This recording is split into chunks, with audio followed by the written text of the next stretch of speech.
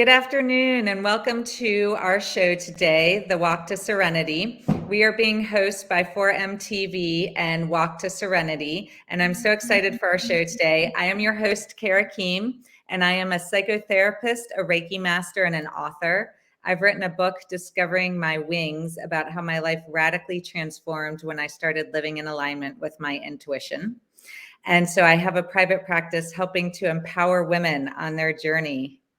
Here is our guest today, Marisol Colette, and I'm so excited to have her with us. She is the fashion therapist, and Marisol is a personal stylist and a psychotherapist who has married her expertise in fashion and personal identity with her decade-plus long career working and teaching in the field of trauma and healing. So now she has a private practice blending both. And I'm excited to dive in and to learn more about your work. And I met you in Asheville like 6 years ago at this point, I think it was. We were in the abundance group together. And so I'm so excited to hear about how your life has evolved and everything has unfolded since that time. Yeah. Well, first of all, thank you all for having me. I really appreciate being here. And just a little funny thing about being on StreamYard is that everything's backward. Like everything's in it. Do you know what I'm talking about? Yes, we're all in the reverse. Yes, I'm like, the part in my hair is so different than I have been seeing it in the mirror. Yes. Anyway. So yes. I imagine this is the way other people see me, right? I think so. Yes. I think so. Yes. It's funny because yes, I think I'm putting up one hand, but it's showing up on the screen as the other. So everything is backwards. Yeah, that's awesome. Well, it's always good to have a little bit of a shift in perspective. So I appreciate that. Keeps you on your toes. So yeah. it was wonderful meeting you. I mean, I specifically remember meeting you or really getting to know you a little bit better in a coffee shop and on Haywood Road. And we were a little bit of a motley crew sitting there. Yes. We all had these very different experiences. And it was just an interesting, a little interesting mix of folks. And, what I was sharing at the time was probably more of my dreams than what was a reality. We were in this group together. So we were all building a private practice. And what you and I have in common is that we were also had things living on the altar of our dreams. And we wanted to we knew we were going to be creating something outside of what we were doing. But at the time, for me, building a private practice was the most practical, logical way of earning a living, coming from an agency job as a social worker and knowing that my license meant something to people and starting a private practice was just a few steps of work that I needed to do that other people had paved the path before me. And so that's what I did. Also knowing that at the time I was teaching international trauma healing training called Organic Intelligence. So I was traveling all over the world to teach that, thinking that maybe my life would go in that direction completely. And then also really wanting to build this practice in therapeutic image consulting, which is something that I was making up. I mean, I was making it up as I went along, but it made perfect sense to me. And it makes sense to a lot of people, right?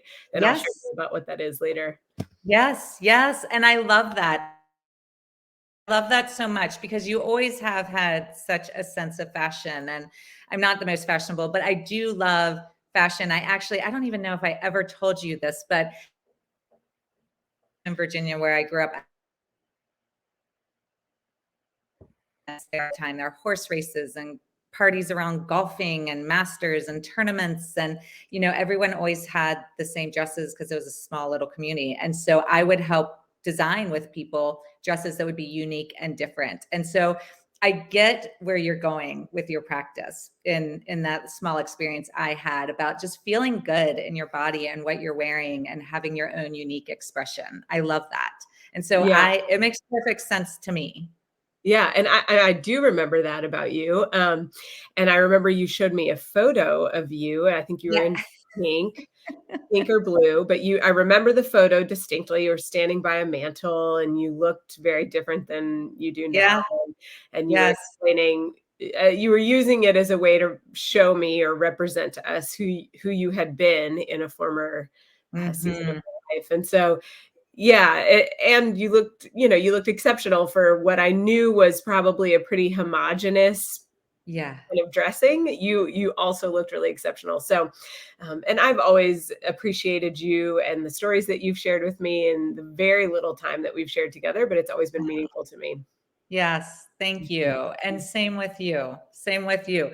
So I would love to know about your passion for fashion and where this comes from and how you really blended and merged these two things, because a lot of people might think that fashion is, not related to healing or the soul at all, that it's more materialistic. But I love what you're doing. And I love that you had this vision. I mean, talk about a unique channel that you are for visions coming through and knowing what you're capable of and just going off the scripted path and doing your own thing. Because I'm very inspired by people who do that.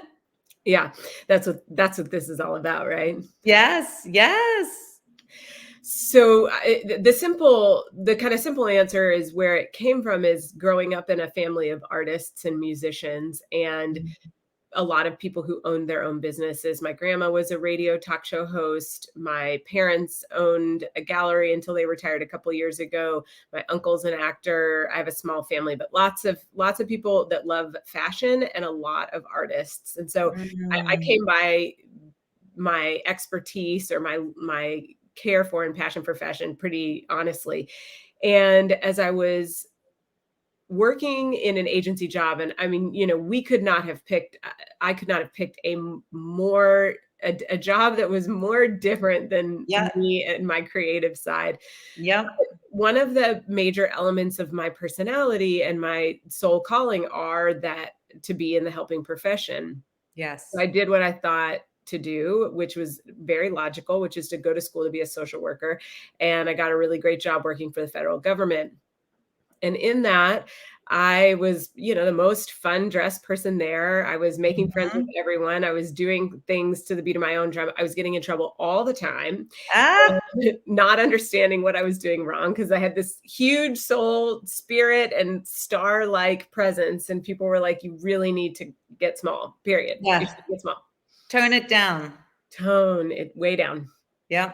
So, fast forward, into that time there, I would go to my friends' houses for fun and for free, and they'd buy me dinner or make me dinner, and I would go through their closet because at some point people started to pick up, oh, she's got something, and I need her personal styling. How cool is that? I love that. I love that. When we are meant to be on a path, it just is so organic.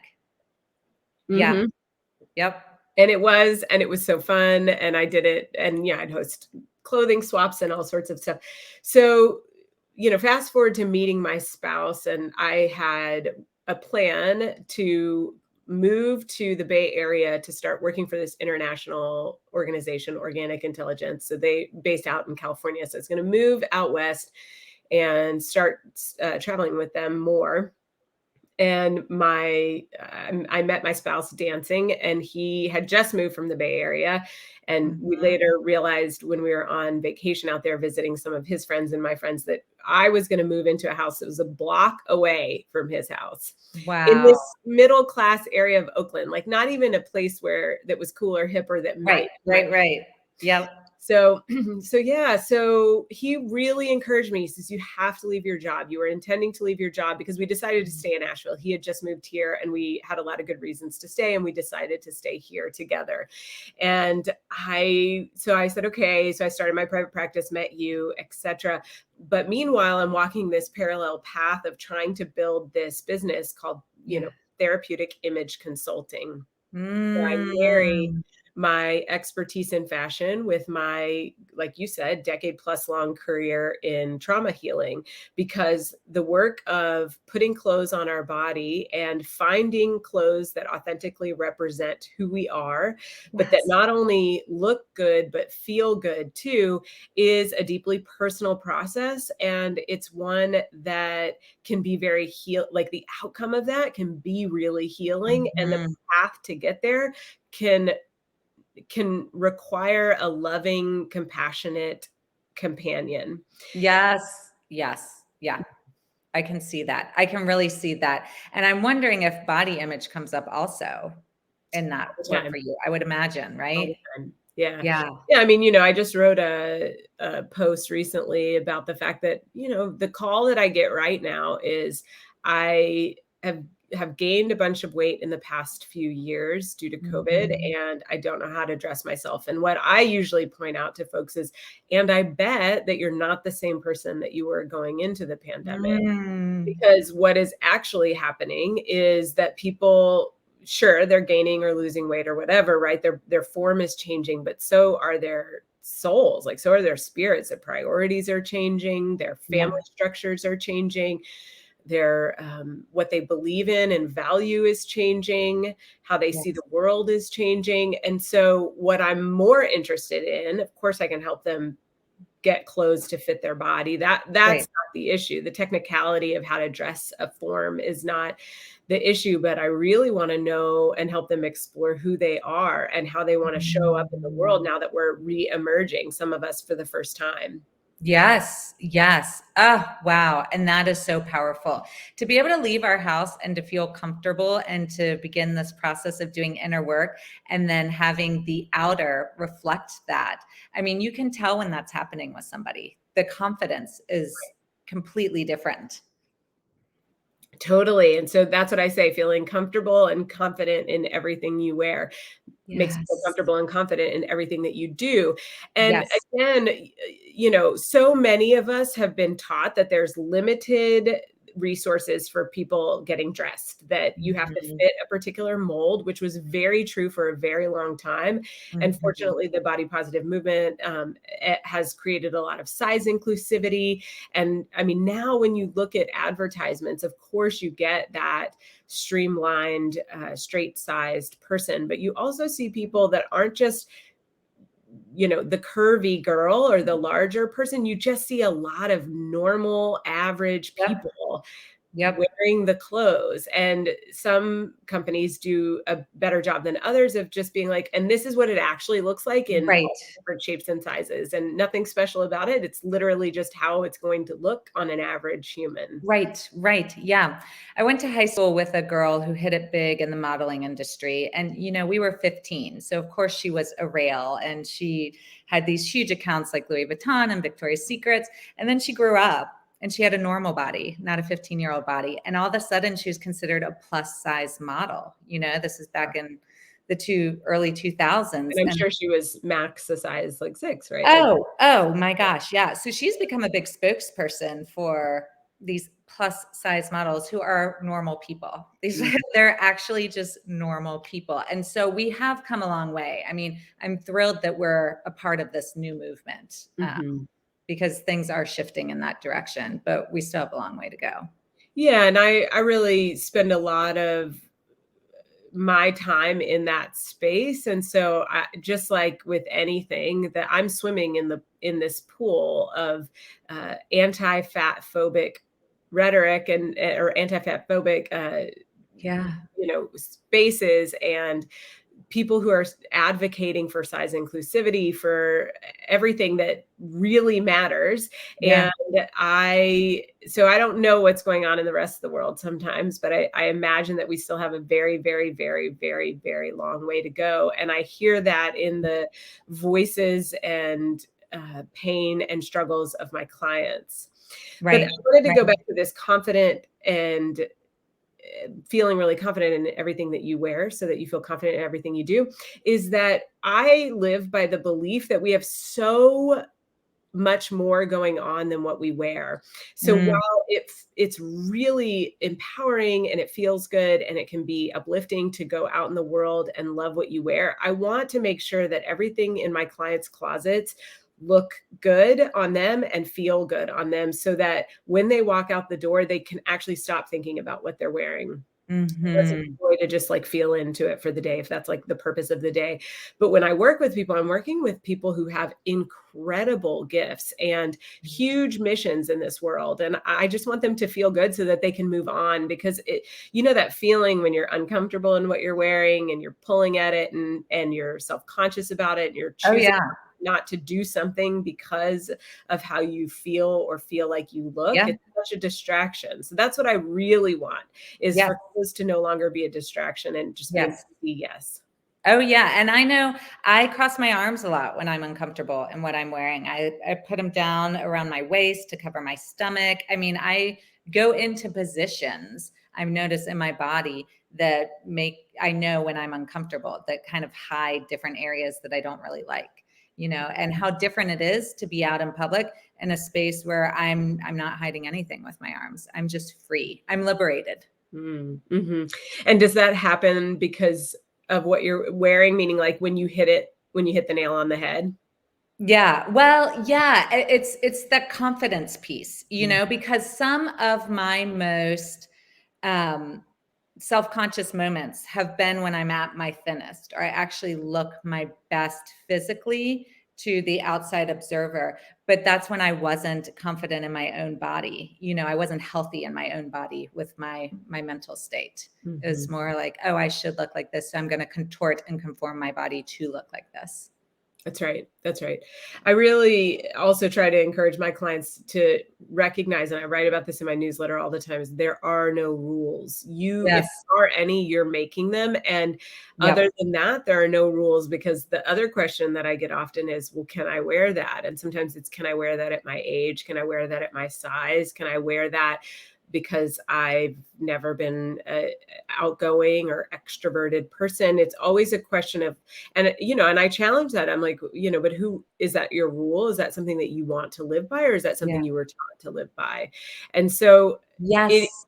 it is radical, courageous work of dismantling systems of Mhm. oppression, of that type of oppression, and working against patriarchal norms and capitalistic norms that essentially get you either targeted into a place where being small means you're winning. But if you're Yep. small because you're not eating, or you're small because you're focusing on Mhm. shrinking yourself, or that's a literal and metaphorical Yes. small, Yep. or then in a capitalistic sense of you're never good enough, so buy this and this to become better. I mean, no dig on shapewear. Shapewear can be really fun to use as a tool, but if you feel like you have to have it or have to use it, it can be really expensive. It can be really Yeah. hard to wear, hard to find, any of that stuff. It's like you have to buy something else or do something else before you're worthy. But truth is according to those systems, you're never worthy. Yes, yes, yeah, it's so true.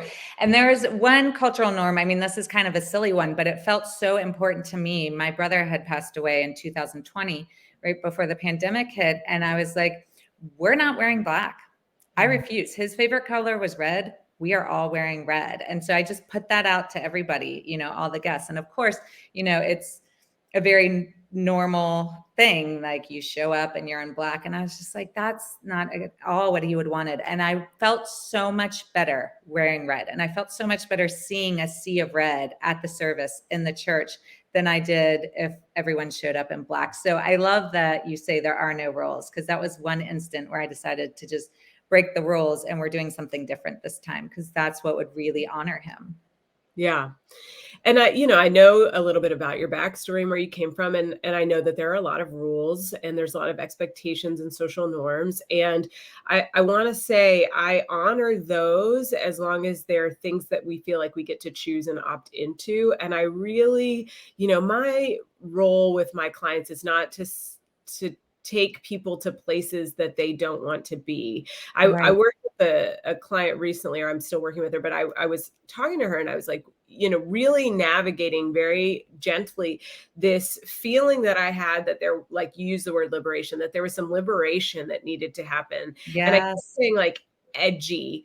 And, the more I learned about her, the more I learned that she is straddling her own evolution towards more liberation and a desire to hold on to some conservative values and things that really mean Mm. something to her. And I don't think she knows, or I know yet, like where she's headed, if she's going to fall into one category or another, if we're just going to continue to find the balance of those. But it was a cool conversation. And I was just at her house going through her closet. I mean, the idea that I was just coming to help organize her closet, help her get rid of things that she no longer needs and make use of things that she has, was the whole point of me being there, and to assess what was there so that we could figure out where we were going to shop. Right. And so people hear this, and I have another client who was like, I was talking to my boss, and he's like, "What are you doing?" And she's like, "Oh, I'm talking to my personal stylist." And he was like, "Wait, you have a personal stylist?" And, I mean, it's like, she told me, she was like, and I felt kind of sheepish because I was like, I don't even know how to explain to him like what that means, because it's so much more than just what to wear or what not to wear. Yeah. Yes, it's true. It's true. And so you say aligning style with your soul. So how do we even do that? What does that mean for people? Well, and that's me as a therapist, and I know this as a psychotherapist too, is that when we are walking with our clients, sometimes they come in with less of an understanding of who they are, or more of that prescriptive understanding of who they are, who they think they are, and then they just find themselves. And so that's what we're doing together, is helping my clients find themselves. Because when somebody walks into my room or my office or the virtual space with me, I have absolutely no idea what we're going to do. I have absolutely no idea. I know that there's a structure to my program. I know that there's a way in which I live out my work, but it's always going to be driven by the client and my shepherding them towards their own selves, And I know you know that, because it's not an agenda that we come into those rooms. Oh, no, it's very fluid. It Yeah. takes on a life of its own. It just takes its own form and its own shape. Yeah. Yeah. Yes. But as we also know, it's really nice and important to have people reflect back to us what we're saying, or to challenge some of these preconceived notions. And here goes the phone. Cool. Caught it. So, to challenge those preconceived notions, those ideas, those expectations that society or our families or others have placed on us. And so I call it my best girlfriend program, because I become your best friend for a time. And that just means that I'm your biggest supporter. I'm the person that's going to see you for who you truly are. And I have a natural capacity. It's just so easy for me to see the beauty in people, and then to help, hold that mirror up to them, and where they've had blind spots around their own internal and external beauty, I am showing that back to them just by loving them truly. Yes, yes, yes. I love that. I feel like I needed you during my transformation, because as you know, I went through this very radical. I went from very conservative life with ruffles and pearls and bleached hair and all this stuff. Nothing against bleach hair, but mine was like really bleach. To then, living in a van and these flowy clothes and loose pants. And all my friends back home were like, you went from a Stepford wife to a hippie chick. And then my newfound hippie friends were like, well, I'm not buying this. You're still carrying a designer bag. And so I felt this complete loss of identity. And I'm like, oh, I don't even know who I am anymore. I don't fit in over there. I don't know that I fit in over here. And so, for people, it really is a journey into coming home to your own soul, and not even listening to any of the noise around you. And so to have somebody helping you through that journey, I think would be so powerful, because I certainly needed it. And what I hear you saying also is that it wasn't about having the designer bag or the ruffle. It was about the fact that there was this misalignment. Yeah. It just didn't make it, people were noticing like this doesn't add up. Yeah. Oh yeah. It really making sense to me, like who you say you are and how you're presenting isn't lining up. And maybe they were coming from a judgmental perspective. My hope would be that some of the people who were closer to you and who cared more for you were just basically saying like, let's really dive a little deeper. Like who actually are you here? And why is, we think about who we love. We choose where we live sometimes. We get to choose what we eat. Sometimes we get to choose whether or not we exercise. And I say sometimes because I understand that all of that is a very privileged place to be, to get to choose what you eat, where you live, and who you love.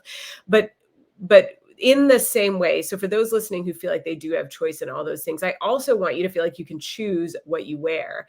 And so whereas people say, I don't like fashion, I don't like style, it's vain, I don't want to participate, you're also getting dressed every single day. So why not enjoy getting dressed? Yes, absolutely. I agree with that 1,000%. It's like we have to wear clothes, so why not feel good in them? And the biggest yes, yeah, and it makes a huge difference for me when I walk out of that house and I feel good in what I'm wearing. And that's not vain, that's confidence. Yeah. Yeah. Excellent. Yeah.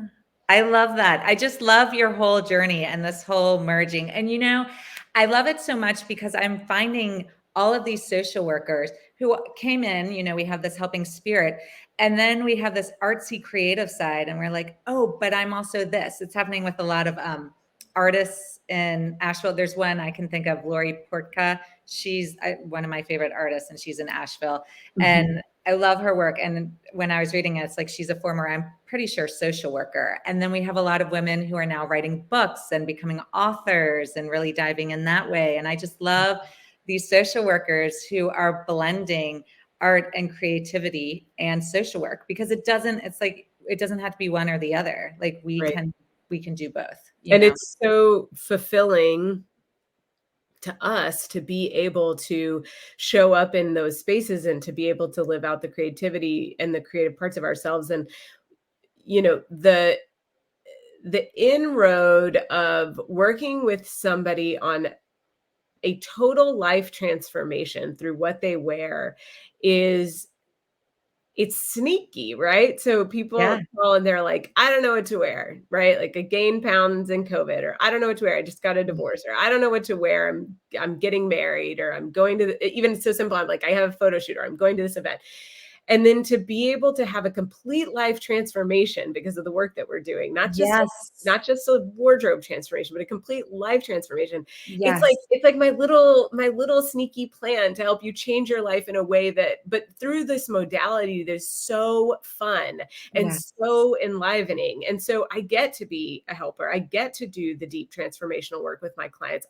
We just aren't sitting in an office crying about it. And sometimes we're sitting in a dressing room crying, but we're not having these like epic four-walled cathartic moments that we think about in therapy, which are so beneficial for so many reasons. But I love personally, girl child is a huge archetype of mine. And so to be able to have fun is so important. And I am much, much more effective in my job when I'm having a good time. Yes. I love that archetype. Do you know the woman Katie Vi or Katie V? Yeah, Katie V. Oh yeah. Yeah. She has girl child season right now. I study with her. Yeah. Oh yes, I've studied with her, and I have some of her oils. So that is one of my favorites. That is one I always have on hand. Yeah, I love it. Awesome. So what is a tip you can share with our audience to align their style with their soul and to help build that confidence? Yeah.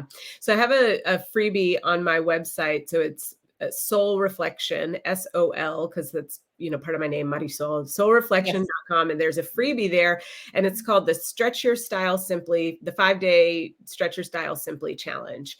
And so if you sign up for it, you get kind of signed up for my newsletter, but for the 5 days following, I encourage people to do one thing differently. So we have lots of habits and patterns in our dressing, and we do it very subconsciously, or we just, for many people, pull the thing that's on the back of the chair and put it on again. And so this, it kind of gets you out of that trance-like state that we get dressed in, where we just wear all black, or we wear the same thing all the time, or the good stuff stays in the back of the closet.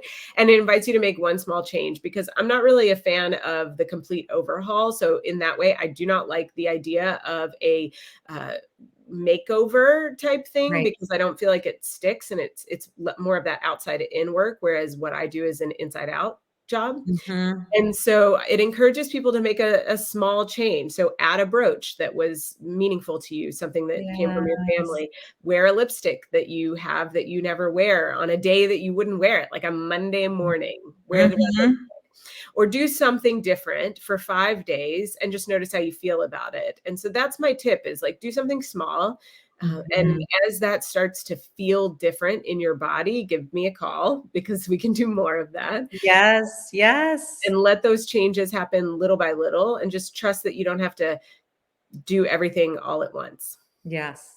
Yes. Start small, baby steps. I mean, I feel like that's so important in every part of our life, right? The That's right. healing journey, when we're overwhelmed with work. I mean, that's a great way to start, is just you eat an elephant one bite at a time, just those tiny steps. Yeah. Mhm, mhm. Absolutely. It's been so lovely to reconnect with you. Thank you so much for being here. I just love your vision. I love what you do. It's fun. It's fun. I mean, that's the thing. We all need more fun in life, and That's why right. not have fun when healing? Because I believe we can. I don't think it's always got to be so arduous. It can be heavy at times, and we'll navigate that, but I think we can pull fun in too. It's the best. Yeah. Awesome. So, how can people find you? Your website, you said that. Yep, the And website, you can find me on Instagram at Soul Reflection. Again, that's SOL Reflection. I'm on Facebook at Soul Reflection.